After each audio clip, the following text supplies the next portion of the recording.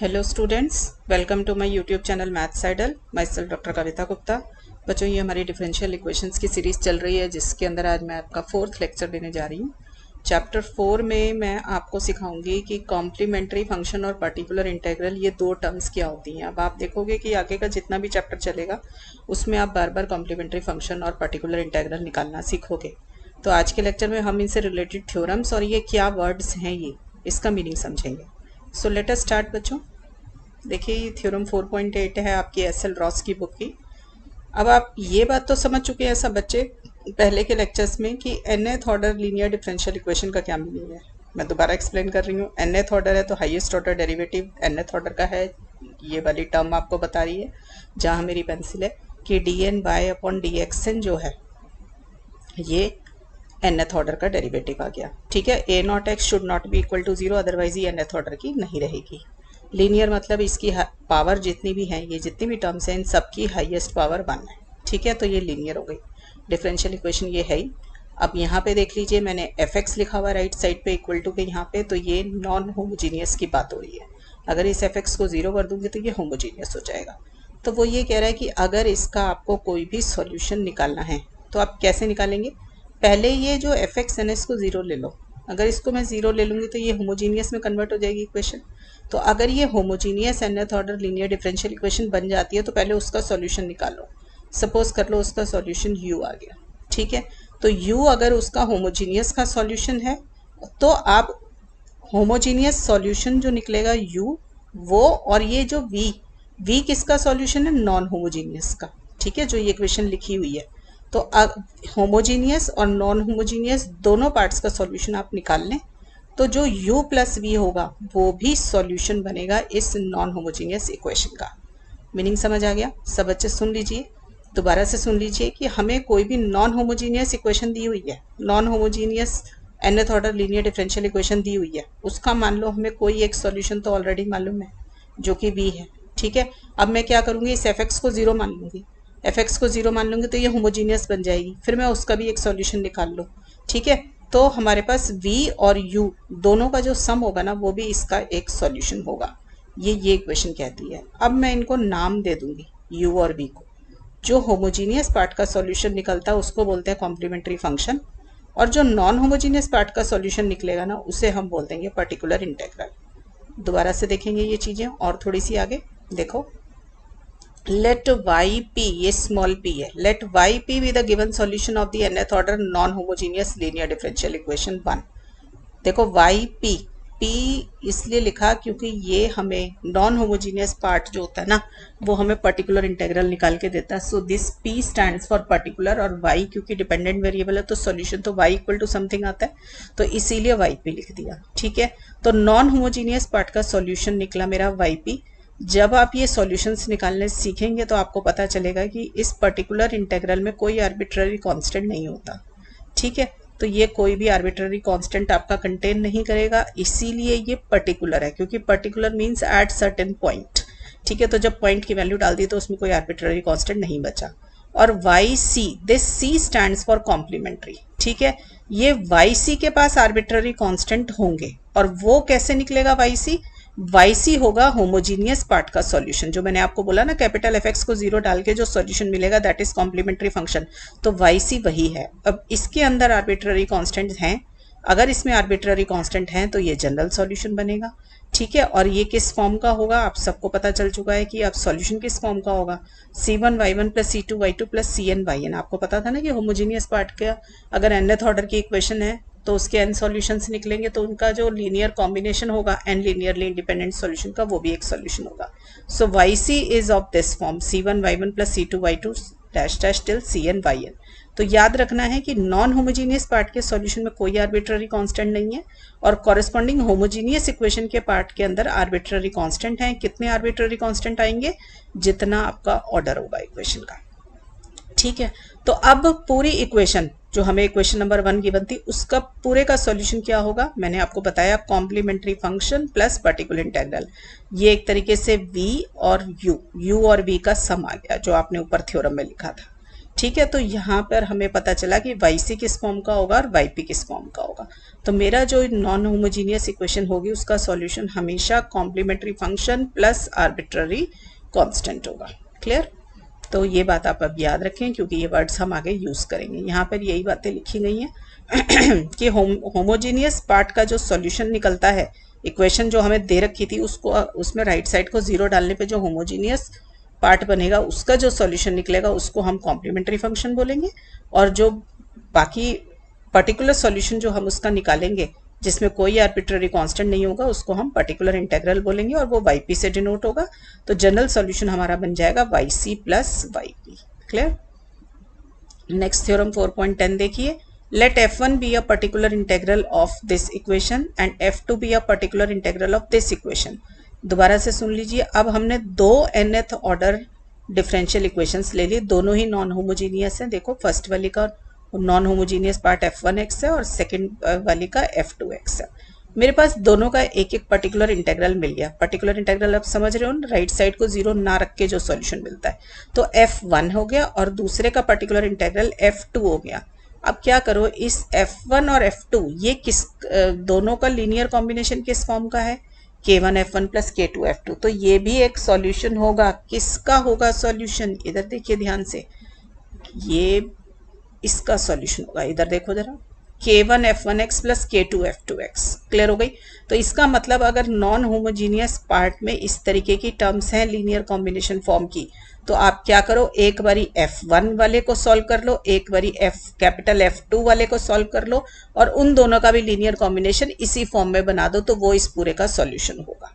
ठीक है, तो हम क्या कर सकते हैं, मान लीजिए हमारे को यहाँ पर f2 sin x plus 3 e to the power x given होता, तो मैं sin x वाले पार्ट से एक सॉल्यूशन निकाल लेती, e to the power x वाले से एक सॉल्यूशन निकाल लेती और उसको इसी फॉर्म में जो मैंने बोला था k1 और k2 की वैल्यू डाल के वही सॉल्यूशन हम उसका पूरा लिख देते हैं। These things will become more clear when you will do questions on it, right? अब देखिए क्वेश्चन नंबर 8 है, ये पेज नंबर 125 पे एक्सरसाइज में। इसमें आपको जो ऊपर की थ्योरम्स है वो थोड़ी क्लियर हो जाएंगी। देखिए हमें ये इक्वेशन दे रखी है, आप पहले ध्यान से देखिए। ये इक्वेशन सेकंड ऑर्डर की है क्योंकि इसमें हाईएस्ट ऑर्डर डेरिवेटिव 2 है, क्योंकि हर डेरिवेटिव की जो पावर है, सेकंड ऑर्डर डेरिवेटिव देखो आप और उसकी पावर्स देखिए, ये जितनी भी हैं dy बाई डी एक्स की, D square Y by D X square की, इन सब की हाईएस्ट पावर 1 है, तो ये लीनियर है। क्योंकि 4x स्क्वायर राइट साइड पे लिखा हुआ है which is not equal to 0, therefore it becomes a non homogeneous equation. ठीक है, उसने आपसे पहले बोला कि एक तो सेकंड ऑर्डर है तो दो लीनियरली इंडिपेंडेंट सॉल्यूशंस हमारे निकलने चाहिए इसके। ठीक है, तो सबसे पहले आपसे कहा गया है कि शो कीजिए ex और e to the power 2x are linearly independent solutions of the corresponding homogeneous part. Homogeneous part मतलब ये 4x स्क्वायर को 0 डालने पे जो इक्वेशन बनेगी उसके दो सॉल्यूशंस हैं और वो दो सॉल्यूशंस ex और e to the power 2x हैं और ये दोनों लीनियरली इंडिपेंडेंट है। आपको ये शो करना है। I hope everybody can do it. आपको करना क्या है, सिर्फ ये e to the power x को इस इक्वेशन में डालना है, इक्वेशन नंबर 2 के अंदर। तो देखिए आप बड़े आराम से इसको डाल सकते हैं। मैं नीचे पहले दिखा देती हूँ आपको। ये देखिए, put y equal to e to the power x in the given equation, जो सेकंड नंबर की इक्वेशन है। तो आपने डाला तो आपको ये मिल गया। सब बच्चे डेरिवेटिव निकाल सकते हो ना। ये देखो यहाँ पे ex के दो डेरिवेटिव लेंगे तो भी ex ही रहेगा, -3 dy by D x ex हो गया प्लस 2y की वैल्यू ex। तो क्या निकला, ये 0 आ गया। तो left hand side equal to right hand side आ गई। ऐसे e to the power 2x है, उसको डालिए इसके अंदर। तो e to the power 2x का सेकंड डेरिवेटिव क्या होगा, देखो फर्स्ट डेरिवेटिव तो ये है, एक बार और करेंगे तो 4 हो जाएगा। ठीक है ना, तो 4e2x माइनस 3e2x का फर्स्ट डेरिवेटिव हो गया 2e2x प्लस 2y की जगह डल गया e2x। इसको जरा सॉल्व करो तो क्या आ रहा है, देखो सॉरी, तो 4e2x 6 इधर से और 2 इधर से 0 आ गया। ठीक है, तो फिर से लेफ्ट हैंड साइड और राइट हैंड साइड आपकी इक्वेट हो गई हैं, 0 आ गया। तो ये इसका सॉल्यूशन बन गया। In order to show them कि ये लीनियरली इंडिपेंडेंट है, आप क्या करेंगे, इनका रॉन्स्कियन नॉन जीरो शो कर दीजिए। रॉन्स्कियन क्या होगा देख लीजिए। पहले जिसको लीनियरली इंडिपेंडेंट लगाना है उसको फर्स्ट रो में रख लीजिए, उसके नीचे उसका डेरिवेटिव। तो ex के नीचे ex का डेरिवेटिव, 2e2x के नीचे 2e2x का डेरिवेटिव। तो ये सॉल्व होके आपको क्या देंगे 2e3x minus e3x which is equal to e3x। आप देख सकते हैं एक्सपोनेंट का फंक्शन कहीं पे भी जीरो नहीं होता पूरे रियल लाइन के ऊपर। So this is not equal to zero for every X. सो आपका रॉन्स्कियन नॉन जीरो आ गया। अगर रॉन्स्कियन नॉन जीरो है तो सॉल्यूशन लीनियरली इंडिपेंडेंट है। I hope this thing has become clear to everyone. What is the complementary function of the given non-homogeneous equation? अभी आपने देखा था कि complementary function एक तो homogeneous part का solution होता है, उसे yc से डिनोट करते हैं और वो कैसे बनता है c1y1 प्लस c2y2 फॉर्म का। तो आपको दो एक फॉर्म दे दिए ex और e2x सॉल्यूशन, तो कॉम्प्लीमेंट्री फंक्शन क्या हो जाएगा c1ex प्लस c2e2x। ठीक है, मैं नीचे लिख के भी दिखा देती हूँ आपको, ये देख लीजिए c1ex plus c2ex is the cf of 1. cf means complementary function of 1. ठीक है, यही हमारी थ्योरम ने बोला था ऊपर। थर्ड पार्ट आपको कहता है show that 2x square plus 6x plus 7 is the particular integral of the given equation. अब पर्टिकुलर इंटेग्रल क्या होता है? जो नॉन होमोजीनियस पार्ट से मिलता है। इसका मतलब जब मैं 2x square plus 6x plus 7 इस इक्वेशन नंबर 1 में डालूंगी तो ये इसको सेटिस्फाई करता है। ठीक है बेटा, तो अब आपने ये डाल के दिखा दो। यहाँ पे देखो y को डालिए 2x square plus 6x plus 7 इन 1। क्यों 1 में डाला है? क्योंकि ये पर्टिकुलर इंटेग्रल, अगर पर्टिकुलर इंटेग्रल है तो नॉन होमोजीनियस पार्ट को सॉल्व करने से मिला है कैपिटल fx को, तो इसलिए उसमें डालेंगे। तो फर्स्ट डेरिवेटिव निकाल लिया मैंने, सेकेंड डेरिवेटिव निकाल लिया, आपने इक्वेशन में डाला जो आपकी इक्वेशन थी। तो आपने देखा है कि इसको सॉल्व करने पर मुझे 4x स्क्वायर मिल गया जो कि मेरा राइट हैंड साइड थी। तो ये बन गया आपका पर्टिकुलर इंटेग्रल। ठीक है, आप देख भी सकते हैं इसमें कोई आर्बिट्ररी कॉन्स्टेंट नहीं है। ठीक है, सी पार्ट हो गया। अब लिखने को बोला डी पार्ट में what is the general solution of the given equation. General solution क्या था? आपको बताया था CF plus PI is the general solution. तो जनरल सॉल्यूशन क्या आ गया? y equal to YC plus YP where YC is the complementary function, YP is the particular integral. आपने ऊपर अभी निकाला कॉम्प्लीमेंट्री फंक्शन ये था और पर्टिकुलर इंटेग्रल तो क्वेश्चन में गिवन था आपको एज इट इज, तो आपने ये लिख दिया, ये इसका जनरल सॉल्यूशन हो गया पूरी इक्वेशन का। राइट, नेक्स्ट क्वेश्चन देखिए, given that a particular integral of this equation is y equal to 1/6। Particular integral मतलब ये जो 1 वाला पार्ट है ना, नॉन होमोजीनियस पार्ट, इसको सॉल्व करके तो सॉल्यूशन मिल गया 1/6। ठीक है, अ particular integral PI means a particular integral of another equation. देखो ये वाली, ये वाला पोर्शन सेम है, ये देख रहे हो, ये पोर्शन सेम है, सिर्फ राइट साइड चेंज करती जा रही हूँ मैं। अब अगर मैंने नॉन होमोजीनियस पार्ट x बना लिया तो उसका पर्टिकुलर इंटेग्रल मुझे ये मिल गया। ठीक है, फिर देखो तीसरी इक्वेशन एक और ली।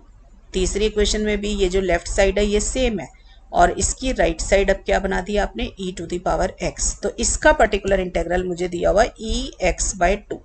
तो मतलब मुझे क्या क्या दिया हुआ है? एक बारी fx मुझे 1 दे दिया, दूसरी बार मुझे fx दे दिया और तीसरी बार मुझे e⁻x दे दिया। इसका PI ये दे रखा है and the PI of this is this, और इसका PX मुझे ये दे रखा PI। ठीक है, आपसे क्या मांगा? Find the particular integral of this whole equation. ठीक है, इसमें भी देखो राइट साइड तो बराबर है, लेफ्ट साइड तो बराबर है। राइट साइड पे आ गया 2 - 12x प्लस 6ex, तो ये एक तरीके से k1 12 हो गया k2 और 6 हो गया k3 और 1x ex वही है। तो ये आपका जो लास्ट की थ्योरम हमने करी तो वो बन गया।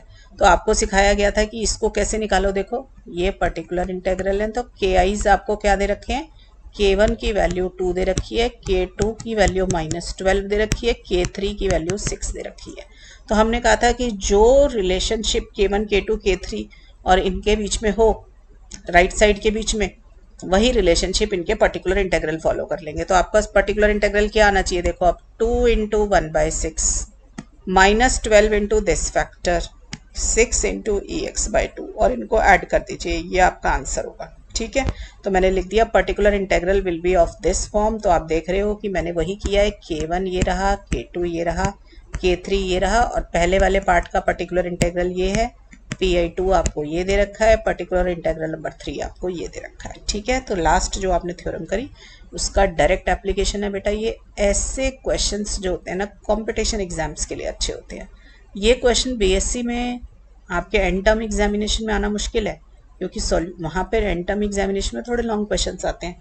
But this type of a question which involves the application part of a theorem, direct application of part of a theorem, ये क्वेश्चन आपके कंपटीशन एग्जाम्स के लिए बहुत अच्छे होते हैं बेटा, ठीक है। So I am winding up the today's lecture here बेटा। ये मेरे को आज आपको ये थ्योरम समझानी थी। अब नेक्स्ट क्लास में हम इस चैप्टर को और आगे चलाएंगे और उसमें मैं आपको सिखाऊंगी कि ये कॉम्प्लीमेंट्री फंक्शन निकालते कैसे हैं, डिफरेंट टाइप्स ऑफ केसेस के अंदर कॉम्प्लीमेंट्री फंक्शन कैसे निकालते हैं वो सीखेंगे। टिल देन बच्चों पढ़ाई करते रहें। All the best.